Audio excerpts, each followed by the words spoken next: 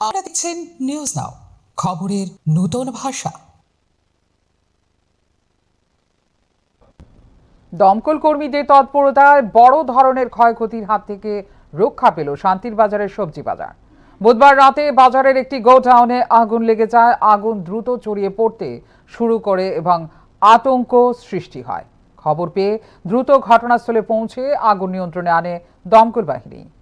বুধবার রাত প্রায় 9:10 নাগাদ শান্তির বাজার দমকল দপ্তরে খবর আসে যে স্থানীয় সবজি বাজারে আগুন লেগেছে। খবর পেয়ে সঙ্গে সঙ্গে ঘটনাস্থলে ছুটে যান দমকল কর্মীরা। ঘটনাস্থলে পৌঁছে দমকল বাহিনী দেখতে পায় সবজি ব্যবসায়ী বিপ্লব পাটারির একটি গোডাউনে আগুন জ্বলছে। পাশের একটি ফলের দোকানের ব্যবসায়ী প্রথমে আগুন দেখতে পেয়ে দমকল বাহিনীকে খবর দেন।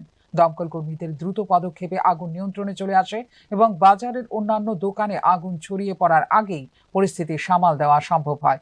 স্থানীয়দের মতে আরও কিছু সময় পরে আগুনের খবর পাওয়া গেলে পুরো সবজি বাজারে আগুনে পুড়ে ছাই হয়ে যেতে পারত। দমকল বাহিনীর সময়োচিত ও অক্লান্ত প্রচেষ্টায় বড় ধরনের দুর্ঘটনা এড়ানো সম্ভব হয়েছে। আমি আমার গোডাউন বন্ধ করতে আইছিলাম, আইয়া দেখি যে দরজার মধ্যে অনেক হিট লাগতে আছে। হিট লাগার কারণে আমি দরজা ধরে দেখতে আছি প্রচণ্ড শাটার গরম হয়ে রয়েছে। তারপরে আমি পাশের একজন দোকানদারের বললাম যে শাটারটা অনেক গরম হয়ে রয়েছে, দেখেন হ্যাঁ দেখে যে মনে হয় তো আগুন লাগে।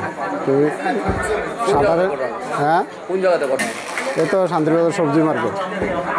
কয়টার দিকে অনুমানিক হয়েছে ঘটনা? এই তো 9:30। যদি অনেক রাত্রে হইতো? রাত্রে হইতো তো অনেক বেশি ক্ষতি হইতো।